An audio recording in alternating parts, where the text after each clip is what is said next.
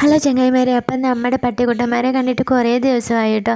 അപ്പം നമ്മളിവിടെ നിന്ന് കൈപൊക്കി കാണിച്ചു കഴിഞ്ഞപ്പം ഞാൻ അവനാണോ എന്ന് ഓർത്തുകൊണ്ട് ഞാൻ വെറുതെ കൈപൊക്കാണ്. ഇപ്പോൾ ഒരു പട്ടിയുടെ നിഴല് പോലെ കണ്ടു. അപ്പോൾ എന്നെ കണ്ടപ്പോഴത്തേനും 3-4 ദിവസമായിട്ട് നമ്മൾ കണ്ടിട്ട് അപ്പോൾ ഓടി വന്നാണ്. അപ്പോൾ എനിക്ക് സത്യം പറഞ്ഞാൽ ഭയങ്കര സങ്കടമുണ്ട്. ഞാൻ അതിൻ്റെ പരാതി അവനോട് പറയുക. അവൻ എന്നോടും തിരിച്ച് അങ്ങനെ കാണിക്കുന്ന സംസാരിക്കാൻ അറിയില്ലല്ലോ, പക്ഷെ നമുക്ക് അവരുടെ ഭാഷ മനസ്സിലായി കേട്ടോ. ഭയങ്കര സ്നേഹം. എന്താ പറയുക, എനിക്കിപ്പോൾ പെട്ടെന്നൊന്നും കൊടുക്കാൻ കിട്ടില്ല. നമ്മൾ 3 മണിക്ക് പുട്ടായിരുന്നു കേട്ടോ, 3 മണിക്ക്. അപ്പോൾ ആ പുട്ട് മാത്രം ഞാൻ ഇവർക്ക് കൊടുത്തു. കറി ഉണ്ടായിരുന്നില്ല, കറി നമ്മൾ കഴിച്ചു കേട്ടോ.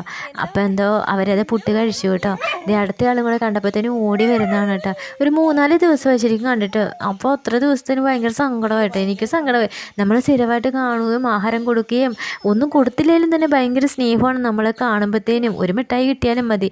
ഇലയിലൊന്നും വെച്ച് കൊടുക്കാൻ ഇവന്മാർ സമ്മതിക്കണില്ല കേട്ടോ. അതുകൊണ്ട് ഞാൻ ഒരാൾക്ക് ഇത് ഇല എടുത്തുകൊണ്ട് വന്നിട്ടുണ്ടായിരുന്നു. അപ്പോൾ ഒരാൾക്ക് കൊടുത്തു, ഒരാൾ മാറി നിൽക്കണ്ടായിരുന്നു. കാരണം ഇവർക്ക് സെപ്പറേറ്റ് കൊടുത്തില്ലെങ്കിൽ പ്രശ്നമാണ്. ആർക്കും ഒന്നും കിട്ടൂല എന്ന് എനിക്ക് മനസ്സിലായി. അത് കഴിഞ്ഞ് പിന്നെ പുട്ടൊക്കെ കഴിച്ചു കേട്ടോ.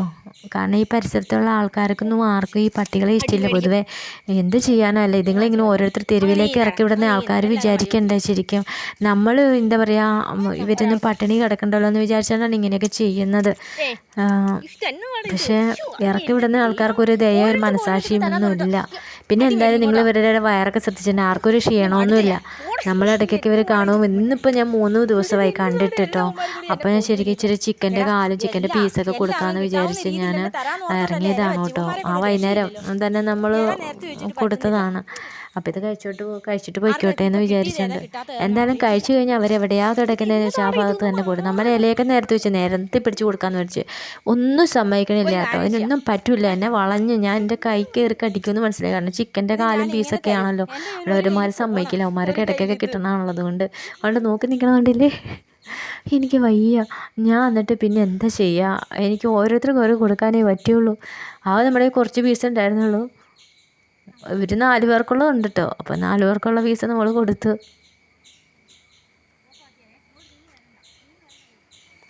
പിന്നെ ഇതുണ്ടല്ലോ, നമ്മുടെ കിളികൾ ഇവിടെ വരും കേട്ടോ. എന്നും ഫുഡ് കഴിക്കാൻ നമ്മുടെ ഓലഞ്ഞാലി, പിന്നെ മൈന, അങ്ങനെ കുറേ ടീമുകളൊക്കെ വരും.